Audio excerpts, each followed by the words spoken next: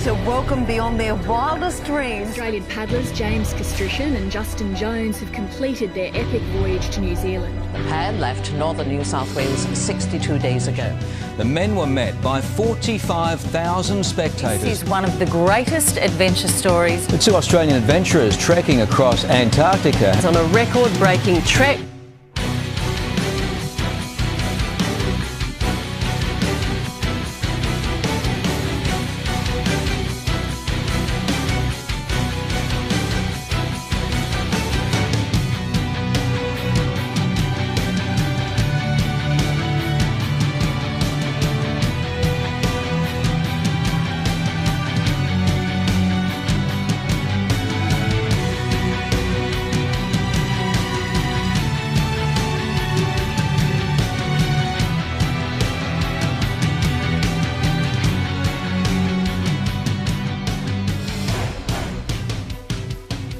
Cas and Jonesy are now sharing their adventures and the lessons they have learnt in corporate and public motivational presentations around the world. A partial list of their clients can be seen on screen now. Unlike sportsmen and business people, the risks that they face are real and life-threatening. Since returning from the Tasman expedition, the boys have spoken to over 180,000 individuals.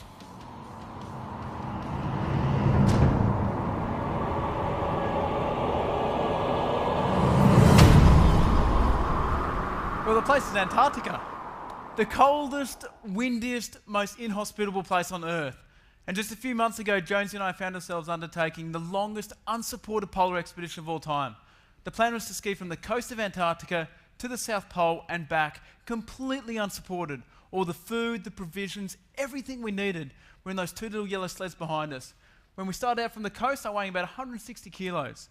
So try and imagine pushing a kitchen fridge over, filling it full of beer and trying to pull that through the snow for 3 months. It was going to be by far the toughest expedition we've ever undertaken. Does anyone here actually think that sounds like fun? Does anyone think that sounds like fun? Put your hands up, please. Because we're recruiting for another expedition right now. But actually, if you came up to James and myself 15 years ago, you would have got pretty much a similar response. I mean, to put it simply, James and I weren't very impressive. This photo is us in year 12, and I'm the first to admit we weren't the best looking blokes out there. In fact, we were probably carrying about an extra 25 kilos to what we're carrying about now, and we were two pretty confused, unhappy blokes. I mean, there was all these people around us just telling us what to do, saying, guys, study these subjects at school, do this university degree, and then you're going to be set for the rest of your lives. We thought, hang on a second. We're the ones that are actually living this life, so why can't we do the things that we enjoy? And that's the outdoors, is the kayaking, the canyoning, the bushwalking. We learned the most valuable lesson adventures ever taught us. These trips, 99% planning and only 1% in the execution.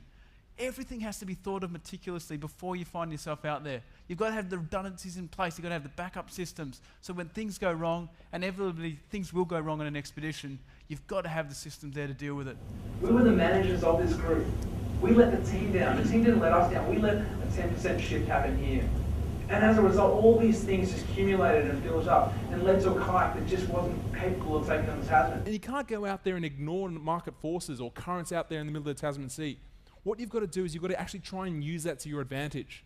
So what we did in that moment was we decided to paddle 150 kilometres back towards Australia and loop around to the south using the winds and the currents to help push us along so that we could work out to the outer edge of that current, and then when we're down the bottom, make a break for it. And all of a sudden, James taps me on the shoulder and he goes, mate, look, I don't want to alarm you, but I think there's a fin out here. Actually, look, mate, I don't want to hear that. You said this morning you wanted to see a shark. It's in your head. It's all in your imagination. Don't worry about it, mate. No, mate, there's a shark out here. And all of a sudden, there's this big bang, and the kayak lurches to the side.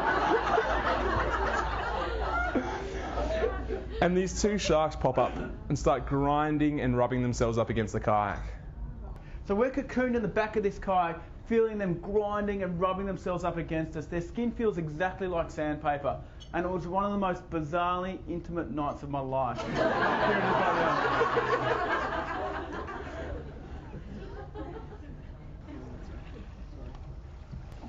He likes the torch, eh? Man, this is freaky. I tell you what they're doing. You can hear them rubbing their bodies up against the kayak. And just to mention on camera, we're both naked.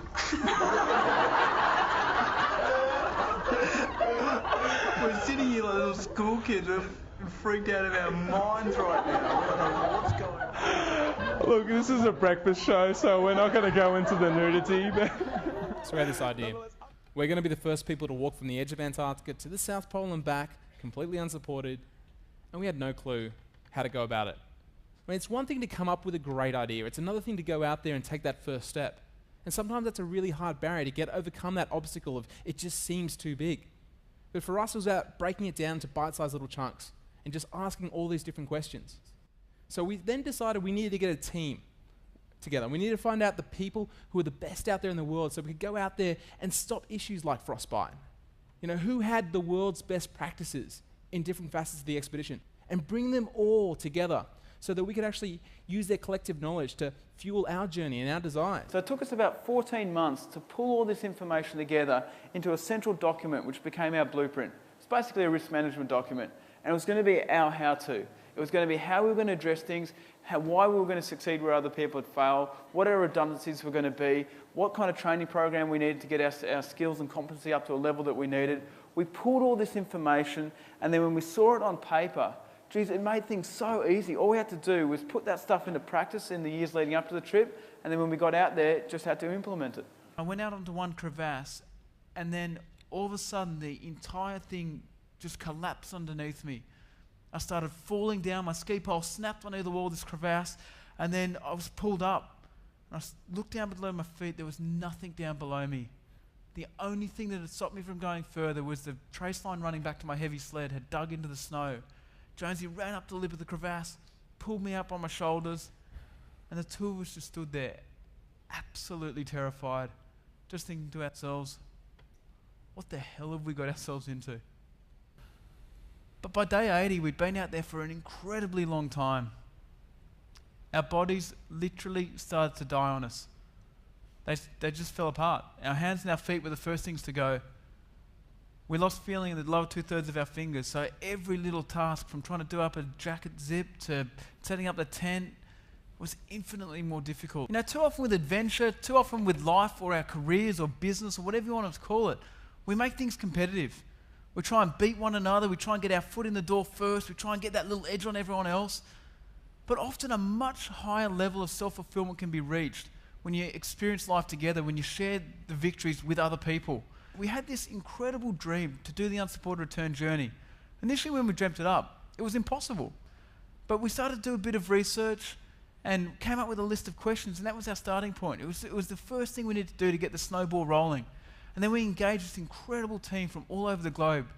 By the time we were in Antarctica, there were people from 17 different countries funneling information towards us. And then we pulled that information into a central document which became our risk management document. It was the backbone of the expedition. So we pulled the world's best practice and just tweaked it that little bit. And that made all the difference when we were in Antarctica. When we finally got down to the big Southland, we pushed ourselves harder than we'd ever pushed ourselves before. And the only reason why we could push so hard is because we had all these systems in place that are around us that enabled us to do so. He's down! He's down! He's down! Woo!